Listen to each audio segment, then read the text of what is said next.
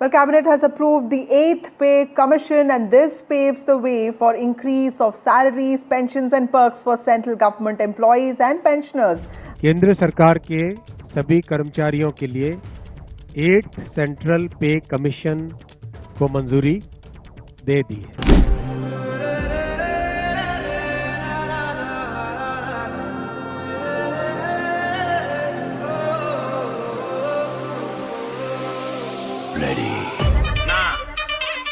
मित्रांनो करायचं का चालू?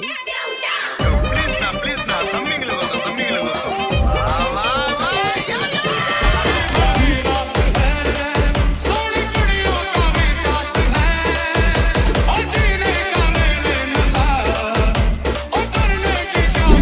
सो की हाल चाल। तो after a very long time मैं जीडीएस के ऊपर वीडियो बनाने जा रहा हूँ, क्योंकि यार देखो मैं भी एक जीडीएस एम्प्लॉय हूँ। खैर वो बात अलग है, मेरे खुद के कंटेंट पे व्यूज नहीं आते, बट एज यू नो जैसे कि मैं पिछले 3 साल से बीपीएम की पोस्ट पर काम कर रहा हूँ, और जैसी मैंने सुना भाई, जैसी न्यूज में देखा कि 8वां पे कमीशन को मंजूरी मिल गई है, स्वीकृति मिल गई है, तो भाई अंदर से एक वो रहती ना चुल कि भाई क्या हम जीडीएस कर्मचारियों की एकदम सैलरी में बढ़ोतरी होगी। हाँ मुझे पता है तुमने भी इसलिए इस वीडियो पे क्लिक करा और तुमको जानने का थोड़ा सा मन हो रहा होगा। तो मैं सबसे पहले बता दूं, देखो जो हम जीडीएस बीपीएम हैं भाई, जो लेवल 1 पे काम करता है ना, उनकी 4 घंटे का वर्क टाइम होता है, और बेसिक सैलरी आई थिंक 12,000, मतलब आई थिंक 12,000 से स्टार्ट होती है। और जो बीपीएम एबीपीएम लेवल 2 पर काम करते हैं, ठीक है, तो उनका वर्क टाइम 5 घंटे का होता है, और बेसिक सैलरी 14,400 समथिंग से स्टार्ट होती है। और बात रही, देखो हम जीडीएस बीपीएम एबीपीएम जो होते हैं ना, इनको डिपार्टमेंटल ना कर्मचारी बोलते नहीं, इनको एकदम ऐसा एक्स्ट्रा डिपार्टमेंटल कर्मचारी बोलते हैं कि हाँ भाई जाओ तुम पे दया कर रहे हैं, तुमको डिपार्टमेंटल पर रख रहे हैं। और जो एमटीएस हो गया भाई, एमटीएस डिपार्टमेंटल कर्मचारी है, तो देखो सीधी सी बात है, जो भी सेंट्रल गवर्नमेंट के कर्मचारी हैं भाई उनकी सैलरी तो बढ़ेगी, बट बात रही हमारी, हम जीडीएस कर्मचारी हम तो एक्स्ट्रा डिपार्टमेंटल एम्प्लॉय है, हमारी क्या बढ़ेगी? तो मैं बता रहा हूँ बढ़ेगी। अब वो कैसे, इस पर हम विस्तार से चर्चा करते हैं, ठीक है? ओके, तो सबसे पहले गुड मॉर्निंग सभी को। यार देखो रात में लाइट गोल हो गई थी, जिस वजह से मैं आगे कंटिन्यू नहीं कर पाया, बट अभी हम बात करने वाले हैं वेतन आयोग की। वेतन आयोग होता क्या है, कब कब पारित होता है? तो साले तुम लोगों को भी मालूम है कि वेतन आयोग होता क्या है, तुमने भी न्यूज़ में, चैट जीपीटी में, गूगल पे देख लिया है, बट फिर भी जितना मुझे मालूम है मैं बता रहा हूँ, मतलब जितना मैंने पता करा है। वेतन आयोग भाई हमारी जो सरकार होती है, देखो देश में क्या होता है, निरंतर साल पर साल महंगाई, भुखमरी, बेरोजगारी सब बढ़ते जाती है, ठीक है।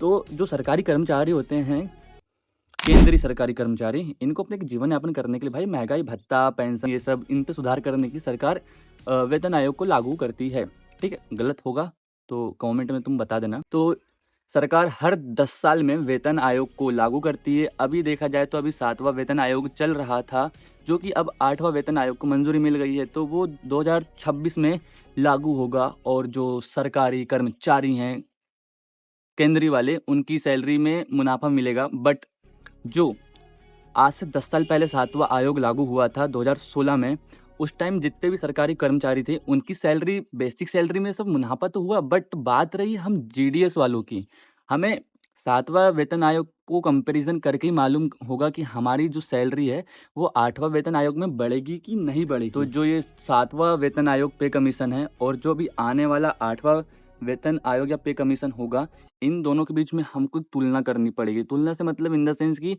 2016 वाला जो वेतन आयोग था, 7वां वेतन आयोग, इसमें जीडीएस की सैलरी बढ़ी थी कि नहीं बढ़ी थी, है ना। देखा जाए तो जो सबसे पहली बात, सेंट्रल गवर्नमेंट के अंतर्गत जो भी ग्रुप डी में काम करता है उनकी बेसिक सैलरी होती है 18,000 रुपये, ठीक है।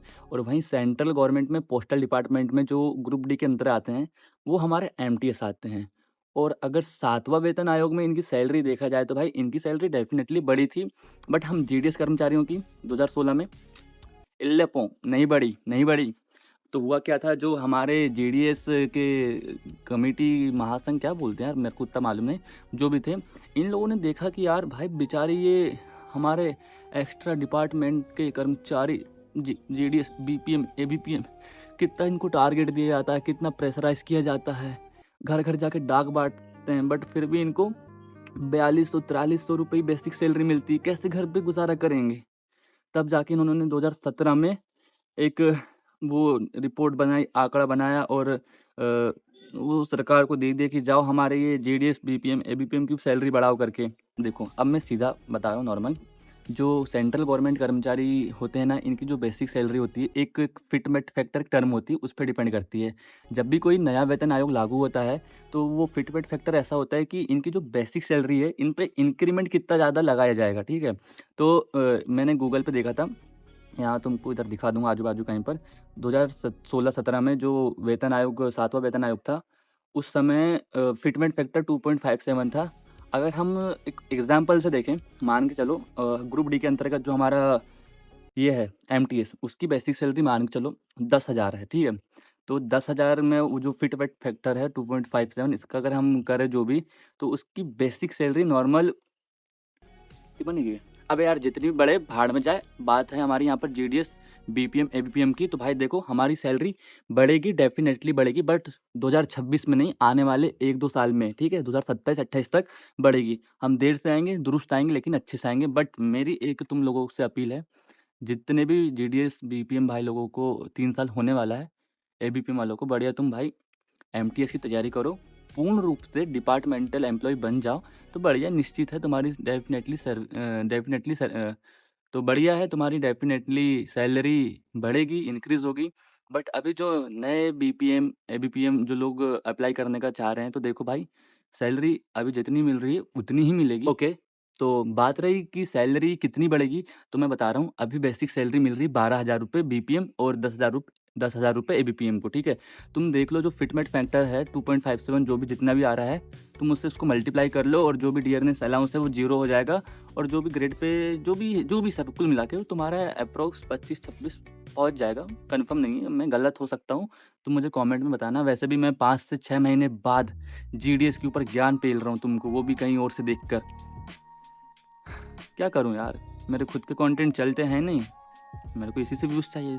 2 व्यूज़, कमेंट करो, और अच्छे व्यूज़ आ जाएंगे यार, तुम लोग कमेंट कर दोगे तो मैं अपने डिपार्टमेंट को कंटिन्यू करूँगा मेरे इस चैनल पे, और तुमको ऐसे इंटरेस्टिंग से वीडियोस देते रहूँगा। फालतू का ज्ञान मैं नहीं पेलूँगा यार, मेरे को नहीं आता भाई, मेरे अंदर जो है मैं वो तुमको बताऊँगा, डेफिनेटली, बात खत्म। तो सब्सक्राइब कर दो, घंटा दबा दो, और इसके बाद अगर तुमको मेरे वीडियोस देखना है पोस्ट ऑफिस से रिलेटेड, तो तुम कमेंट करके बताओ कि मैं कौन सा वीडियो बनाऊँ, ठीक है?